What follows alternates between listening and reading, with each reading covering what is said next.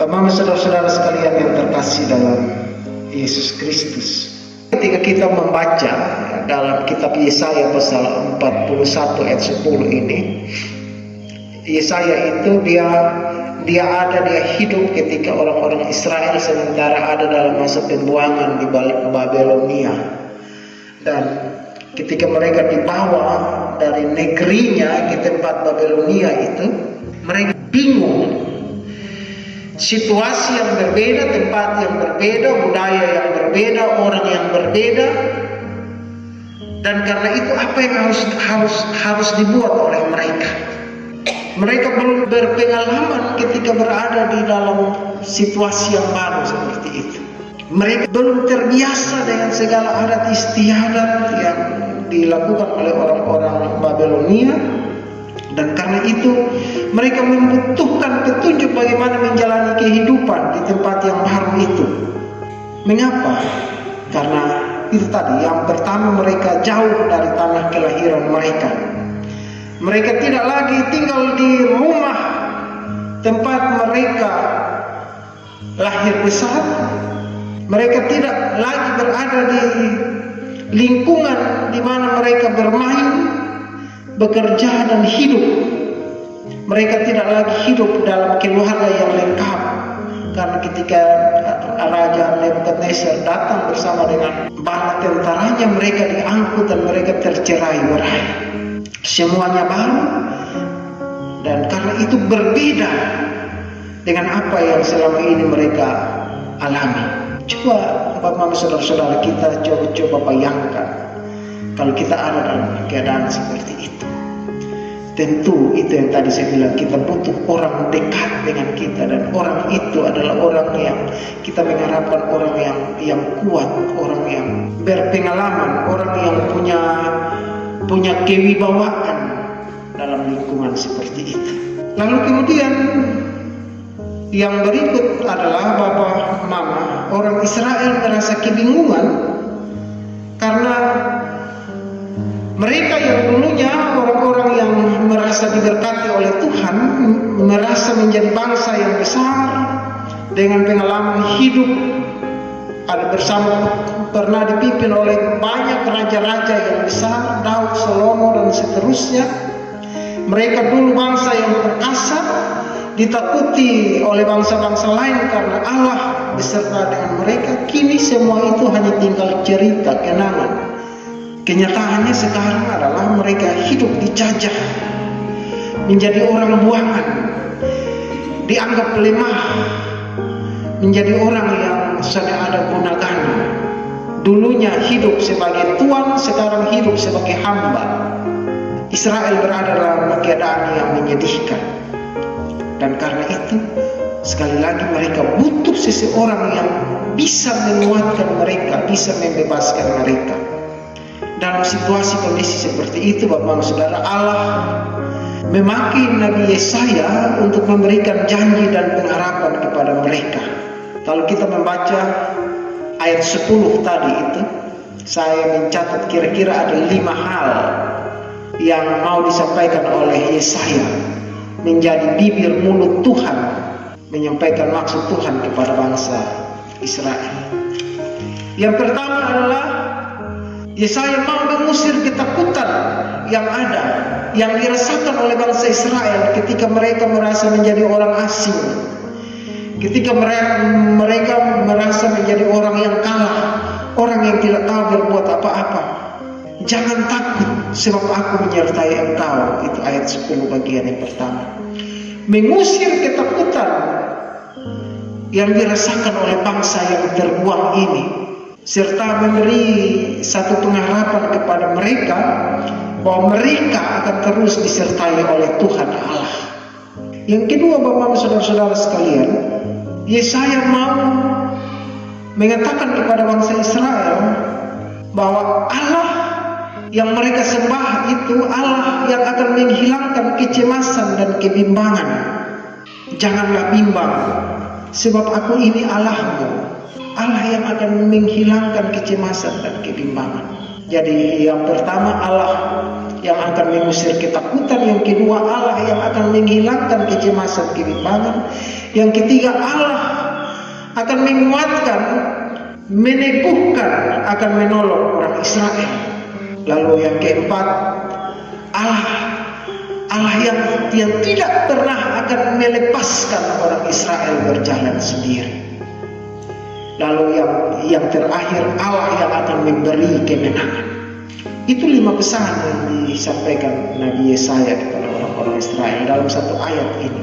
Dan apa yang disampaikan Yesaya ini benar-benar memberikan penghiburan kepada mereka dikala mereka dalam keadaan situasi terpuruk, menjadi orang asing di negeri asing. Berita ini menjadi satu pengharapan, berita sukacita kepada mereka.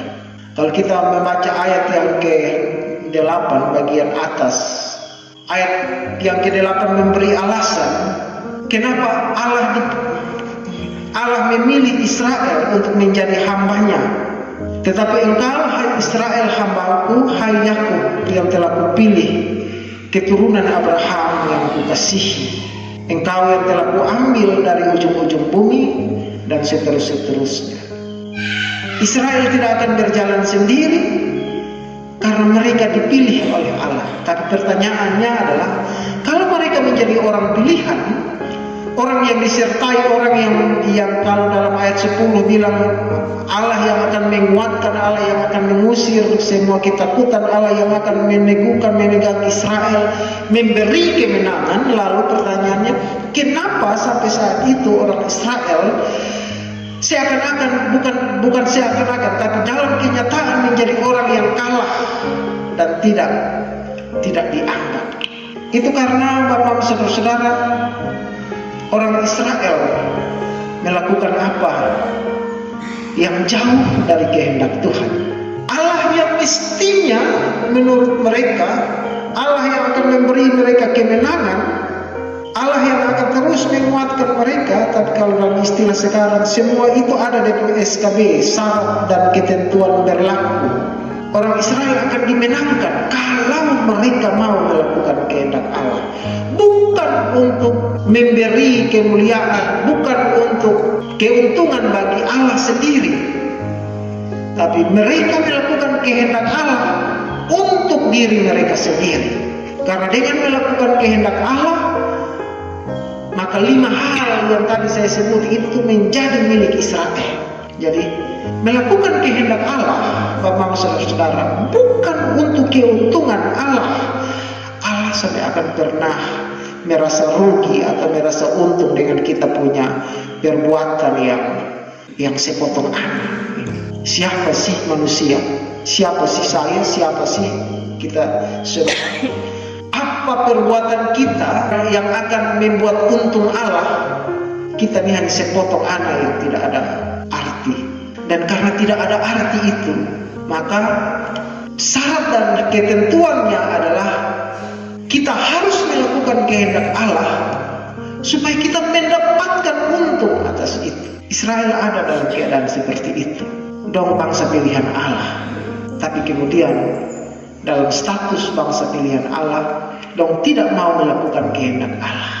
Dan karena itu segala kesialan, segala kemalangan menjadi milik dari Israel. Bapak saudara-saudara sekalian yang terkasih dalam Yesus Kristus, orang Israel kala itu adalah orang yang mengaku dengan mulut bibir bahwa Tuhan itu adalah Tuhan mereka, tapi dalam kehidupan mereka tidak melakukan kehendak Tuhan. Itu yang dikatakan kehidupan yang penuh dengan kemunafikan, kehidupan yang penuh dengan kepura-puraan. Di mulut mengaku Tuhan, menjadikan Tuhan sebagai juru selamat, sumber kehidupan, tapi dalam tingkah laku bikin lain dari yang Tuhan pun mau. Makanya kemudian hidup yang pura-pura seperti yang dilakukan oleh umat Israel waktu itu, hidup yang penuh dengan kemunafikan, pura-pura menurut, pura-pura beriman, pura-pura taat, pura-pura jujur, pura-pura menjadi penolong dan sebagainya, pura-pura sayang dan sejumlah pura-pura yang lain menjadi kelakuan dari orang Israel. Dan akhirnya Allah mengizinkan supaya bangsa lain datang dan menjajah dan membuat orang Israel ada dalam kemalangan, supaya mereka bisa tahu siapa penolong mereka. Bapak, saudara-saudara sekalian yang terkasih dalam Yesus Kristus, itu firman Tuhan yang datang bagi kita. Dan dari firman Tuhan itu apa yang bisa kita belajar, Bapak saudara? Kalau hari ini kita ada dalam dua hal, kedua keluarga besar, baik itu keluarga dari Sumba dan juga keluarga dari Amarasi, dalam niat hati membawa kedua kekasih Tuhan, kakak Hengki dan kakak Selvi, untuk diteguhkan, diberkati, bukan saja dalam pemberkatan nikah, tapi pertama-tama pemberkatan sidi bagi kakak Hengki. Maka firman Tuhan ini juga menjadi pengajaran, perenungan kepada kita. Mau supaya kehidupan perjalanan rumah tangga, kehidupan masa depan berjalan dengan baik, penuh dengan sukacita, andalkan Tuhan. Karena kita ini ada di negeri yang asing bagi kita. Tempat kita bukan di dunia ini menurut Alkitab. Kita di sini nih, di dalam dunia ini nih, kita hanya berkemah sementara saja. Masa depan kita adalah kehidupan bersama dengan Tuhan. Tapi jika kita diizinkan sampai sekarang ini, kakak Hengki diizinkan untuk ada bersama-sama, diteguhkan dalam peneguhan sidi, bahkan kemudian ada dalam pemberkatan nikah bersama dengan kakak Selvi, maka itu menjadi satu berkat yang diberi kepada kedua orang, kepada kedua keluarga besar.